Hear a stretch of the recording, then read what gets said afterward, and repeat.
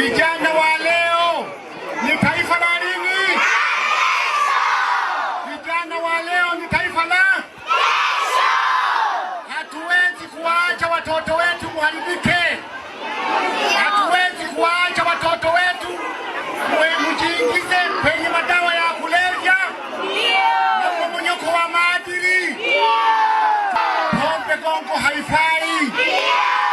Lakini watoto la mwisho kwangu. Sasa hivi mnaonaje, amani zipo? Utulivu si upo? Tuulinde kama roho zetu. Nazungumza uzalendo wa kuipenda Tanzania, uzalendo wa kuilinda Tanzania. Mtu mzalendo anapoona uhalifu unatendeka hawezi kukubali kwa sababu ana mapenzi na taifa lake, si ndio? Akiona mtu anamfanyia ukatili mwingine hawezi kukubali, atatoa taarifa kwa polisi kwa sababu ni mzalendo, si ndio? Akiona watu wanafanya vurugu hatakubali. Mtoto mzalendo hawezi kubali kumwona mtoto mwingine anasogeza peni ya mwenzie au anaiba, ni kwa sababu ya uzalendo.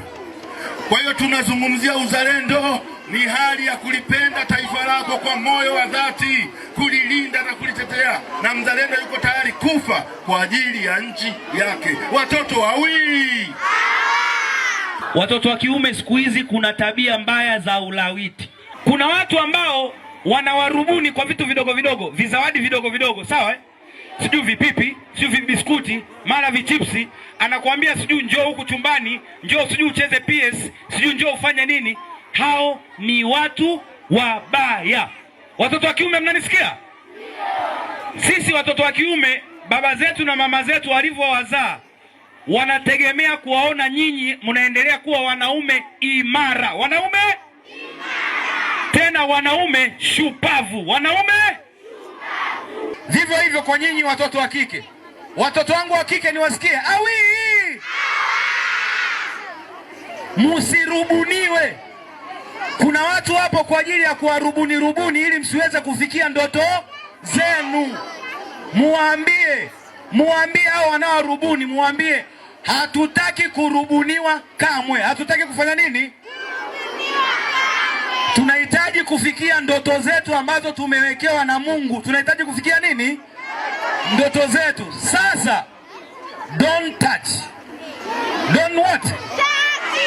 Mtoto wa kiume au mtoto wa kike, ukiona mtu anakurubuni, anataka kukushika vinini?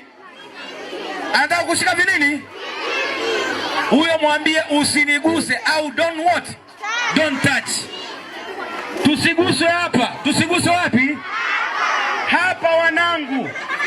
Watoto wa kike mnanielewa? Tusiguswe.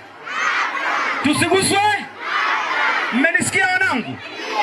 Watoto wa kiume tusiguswe wapi? Wala watoto wa kike pia msikubali kuguswa wapi?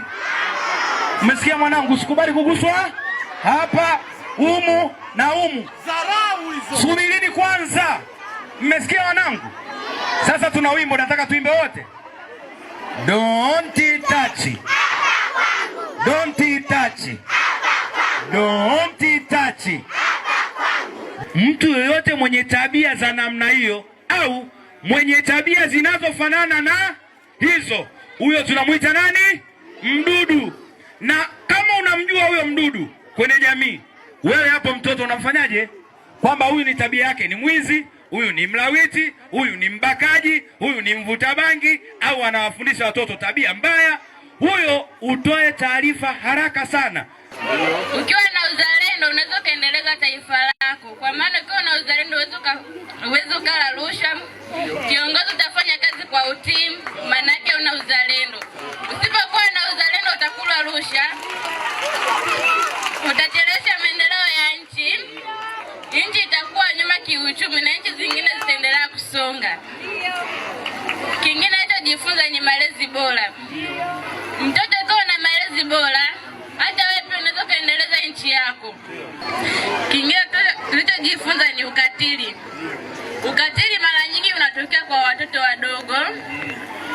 Kwa mfano ukatili kwa watoto wa kiume wanaweza kalaitiwa.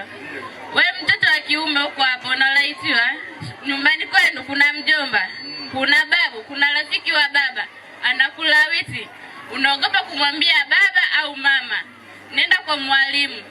Na pia kama unaogopa mwalimu, nenda polisi. Na kama polisi unaogopa, una marafiki zako wengine wa kiume, waambie kusaidia kufikisha taarifa. Na watoto wa kike, mnafanywa ukatili manyumbani, wengine mnabakwa, na nyewe pia mnaogopa kusema. Mnaweza mkawapa taarifa marafiki zenu wakawasaidia kusema. Kwa kweli mimi nimejifunza uzalendo na kuwapenda wenzangu, kuwa na utu, kuheshimu wakubwa na wadogo. Pia najifunza naipenda nchi yangu.